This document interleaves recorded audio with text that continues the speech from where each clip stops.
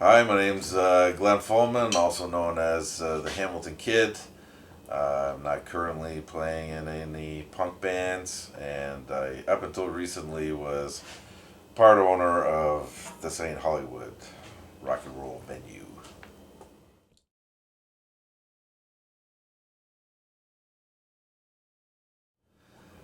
What got me into punk, I went to a high school dance in grade 10, and three quarters of the way through or so, there's music come on that I was not familiar with, like I didn't know it from the radio, and sounded good, sounded interesting, and all these kids, guys, were like skipping around in a circle and banging into each other and that. And so the next day at school, I started asking around, what was going on with that? A couple songs near the end. Oh, that was the Clash. That was punk rock and whatever. So that got me into it. A guy made me a mixtape of Story of the Clash compilation that was new at the time, and pistol stuff on another tape, and that was kind of the beginning. Then the guy came up to me at school, asked me if I liked punk, and I said, yeah, so far I do. And he said that there was a band called The Exploited coming to Hamilton, and they were playing downtown at a place called Ducky's, which was an all ages club. And I never went. I was never at that club, but that sort of I'd never been downtown on my own or without adults. So that sort of caused impetus in me to get downtown and see what's going on in Hamilton, and because that's where all the cool record stores are and T-shirts and stuff like that. So wasn't too long after that, started going downtown, and there was 4 or 5 different record stores on King Street, and Army surplus stores on King and James, and then going to the Corktown, and that was kind of the beginning of my love affair with that place.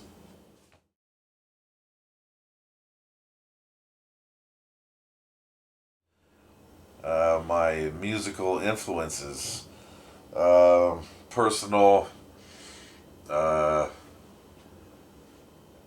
growing up with my parents. My father's from a land that rock and roll forgot, so like behind the Iron Curtain. So what I got from him was like ABBA and Nana Muscuri and other things I didn't like. But on the other hand, my mom, growing up, her and her younger sister were both members of the Beatles fan club. So there was Beatles records, and CHML used to play. There used to be the odd oldies show, Moldy, Goldie, and Hardy show, or something like that. And so I liked different, first wave rock and roll stuff, and Johnny Horton, Battle of New Orleans, and Sink the Bismarck, and things like that. Uh, but then when I got older, um, yeah, I got into the Clash, the Pistols, the Exploited, and pretty much anything I could get my hands on. Uh, Started looking for any kind of Canadian punk bands to get into, British bands. American, I kind of stayed away from for a long time, but eventually get into that too. And if I like it, I like it.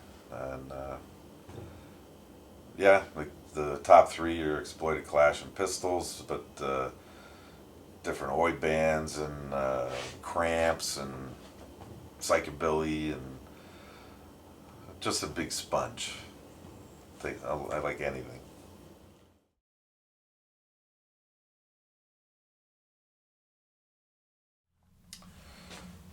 First concert, first live performance I went to, I remember was at Hamilton Place, and I saw, or my parents brought me to see Mr. Dress Up. Not in the big hall, but like one of the smaller rooms. There's maybe 100 people. Um, and then after that was Fistful of Friends. Platinum Blonde played at Gage Park. I didn't pay too much attention, but it was kind of neat. There was girls to look at anyway. Um, and then first punk show would have been Willy Wogs on Upper James. I don't remember who played. There was 4 or 5 different bands. What I do remember is being there with guys from Hill Park, one particularly large guy, and none of us, I don't think, had been at a punk show yet. And the big guy wasn't quite sure how to slam dance or something, and so you just saw this big group of kids, and then this great big guy on one side, and he pushed the entire dance floor to one side, and then he'd get on the other and push everybody to the other side. That's what I remember of that show. I remember going to one in basement of Sherwood Lanes, a bunch of bands, and then basically the Corktown. Krenny Lavitz, I think, was the first band I saw there, which was a cover band. But basically, I think Forgotten Rebels at the Corktown, and saw them many, many times, and kind of went from there, like Wet Spots, Problem Children, that kind of stuff, and just kept going and going and going.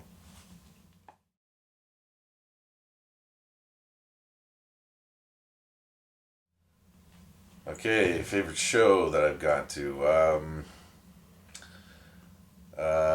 This Ain't Hollywood, we had a bunch of good ones. Reverend Horton Heat, Avengers from California, Rosillos, Scotland, Cockney Rejects, Infra Riot. Those were probably my favorite there. But my favorite of all time is seeing the Exploited in the dying days of CBGB's. They played a benefit show there, meaning money went to Legal Defense Fund to try and keep it open. I got to hang out with Waddy. He was having a sausage on the street when we pulled up in our cab, so got to sign some stuff and was hanging out with him for quite a while before they went on, in and outside the bar. And it wasn't sold out. I don't know what CBGB's capacity was. It's not a lot. So seeing them on a 3-foot stage in front of 60 people or whatever was excellent. And there was a bit of altercations with bouncers and stuff, and but the one thing that was weird was there was no smoking in bars already, and once they let you in, they wouldn't let you out again. And so we asked about smoking, and he's going, well, smoke them now, because that's it. So we did, and I don't know, an hour in or something like that, my brother had the idea, well, let's go downstairs into the basement, into the toilets, and we'll have a smoke down there. So we did, and near the end of the cigarette, there was a bouncer sitting at the top of the steps. I guess he caught a whiff of it and started yelling at us. So we come up and, oh, sorry, and he was like, I don't want you doing that down there. And my brother goes, well, there's a woman doing heroin in the ladies' room next door. And he goes, I can't smell needles. And that was that. So that was New York punk.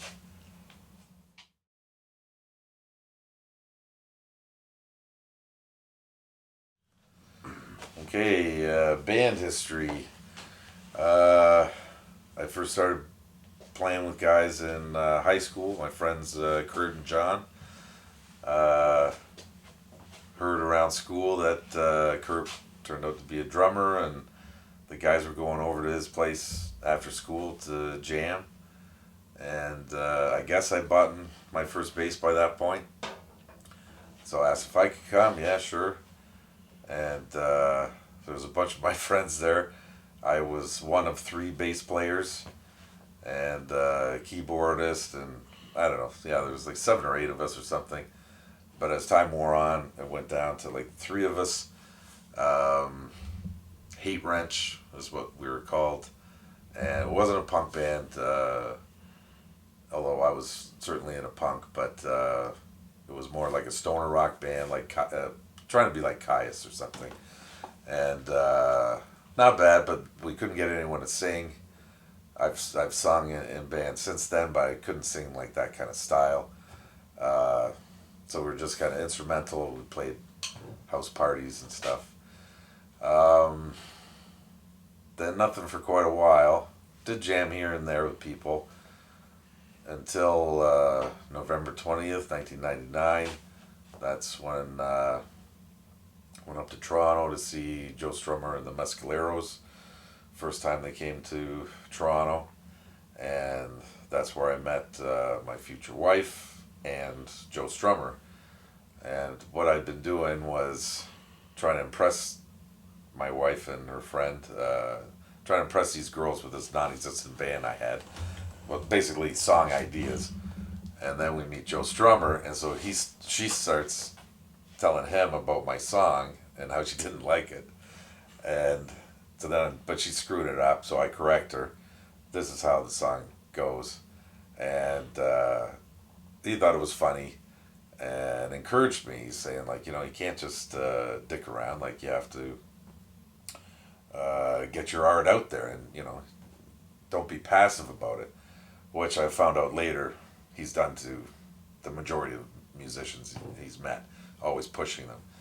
So when Joe Strummer told me to start a band, I decided, okay, I better start a band. So I hooked up with a couple of my younger brother's friends, Rob and Rob, and we started Sam Lawrence 5, put out a couple CDs, did that for a number of years, and then I broke them up and started Steeltown Spoilers.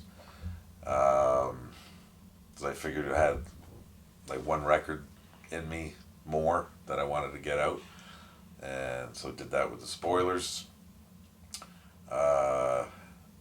That's with Chris Crash, Mark Hammer, and Scotty Vapid. And along the way, when I was in St. Lawrence 5, a band started in the same rehearsal space called the Punk Rods, which largely cover band. I think they did some originals eventually, but I was the original bass player for the first year or two.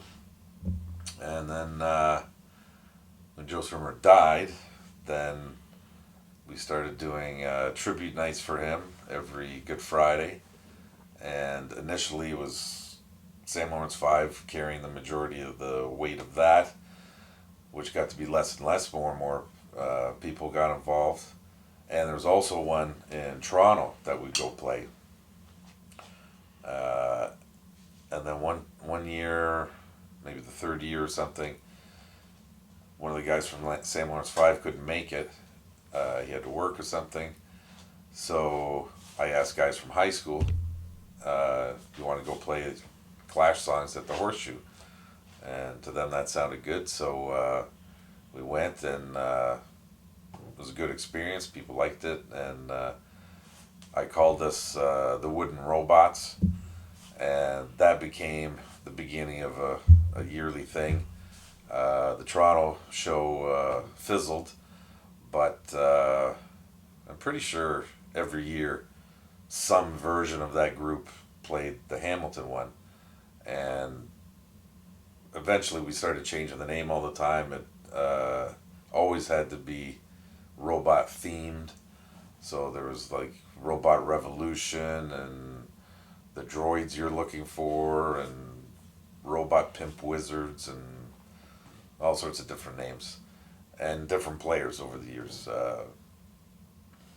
Too many really.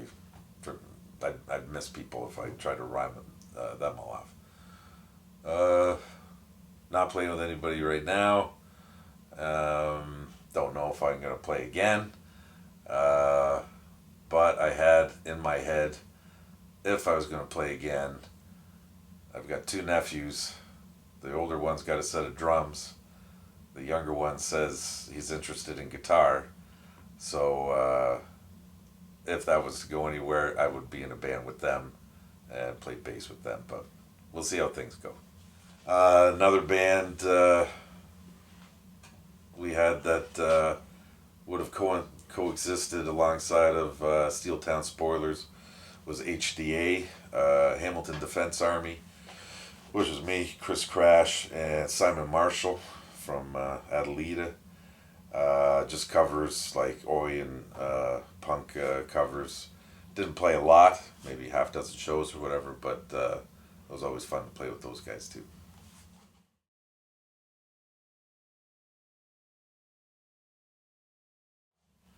Okay, craziest thing I've seen at a show. Uh, I've seen fights at shows and power going out and bubble machines and confetti and whatever else. But I've seen some odd things. The last time I saw the Problem Children play, that show got cut short because somebody in the crowd had epileptic fit, and so it got shut down waiting for the ambulance. I never went to a lot of bigger shows, mostly bar bands level, but I did go a couple times to Toronto, and I saw White Zombie and Pantera play, and at the concert hall. I saw that twice, like about a year apart. And what I thought was really strange about that was that venue, however big the floor was, 600 people or something, but then you had a balcony, horseshoe shaped, and people jumping from the balcony onto the people on the floor. And these people on the floor are not expecting it. They're not looking up. They're looking at the band or people next to them. They're not looking at people in the balcony. And it had to be, 15-foot drop or something like that. And people, each time I went, maybe 20 people did it, jumping off of the balcony onto people, unsuspecting people on the floor. But probably a lot of alcohol stopped any kind of major injuries. But maybe the craziest one is, I can't think of what the name of the band would have been, at least at the time, but my friend Martin Vero, he had a band and they were playing in a bar in Test Village. And the stage is up against the one wall, and on the left-hand side of the stage is the back door to the building. The guitar player has indulged a lot that evening, and who knows what. And so he's playing. He kicks the back door open to the building and heads out into the parking lot. And so you can still hear him. I guess he had a really long patch cord. And so now he's playing in the parking lot, and everybody else is just playing like normal. I think he was doing like a big solo or something like that. So he's playing out in the parking lot.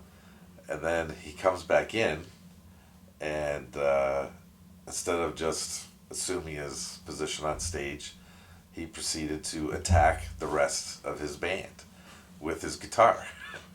And so that cleared the stage pretty quick, ending the music, and like lights come on, and like, why are you doing that? What are you doing? What are we going to do now? Because no one wants to get back up on the stage with him. And I don't know. I think everyone stood around for like 45 minutes or so staring at each other. And the band started playing again, but I think minus him. I think he got kicked out, at least for the night. And the show must go on. It continued, but that's the only time I've ever seen anybody in a band turn on his bandmates, the entire band.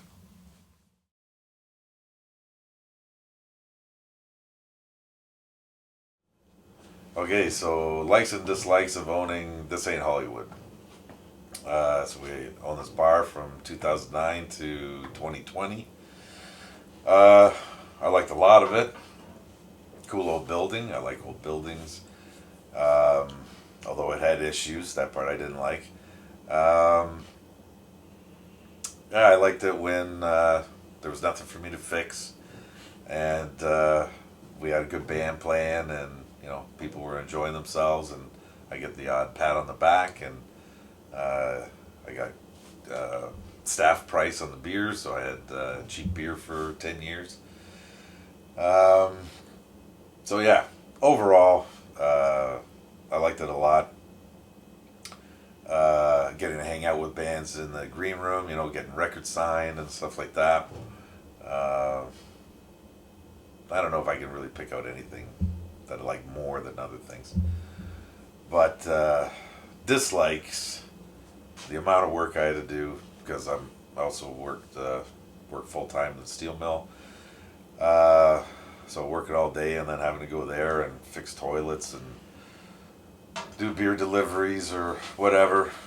That wasn't great.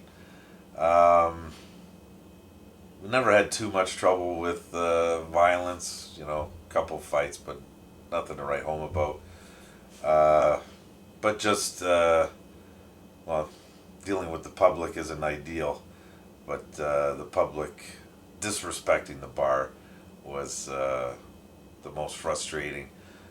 We didn't mind graffiti for the most part, but stealing stuff, breaking stuff, and the worst one was sneaking in your own beer. Um, to me, that's the most disrespectful thing. Like, beer prices were low. We try to keep ticket prices low if you're there for a band, but if you want this thing to continue, you have to contribute. The bar is like an engine. The engine needs fuel, and the fuel is beer. So by bringing your own in, then you're just totally abusing the entire community that we were a part of, and that frustrated me greatly. I'd take beers off of people, and depending who it was, I'll buy you one, but just don't bring in outside beer. And some people didn't understand what the issue was, but don't bring in outside beer to a bar that you like.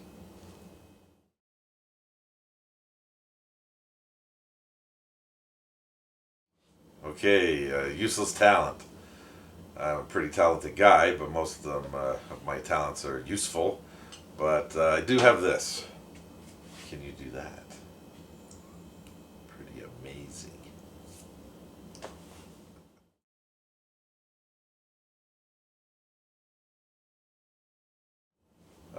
Favorite food? For years, I said I would eat pizza every day if I could. You can't. I like pizza a lot, but probably my favorite is my Oma's German dumpling recipe. So potato dumpling with melted butter, breadcrumb, nutmeg gravy. That's my favorite. Kartoffelklasse.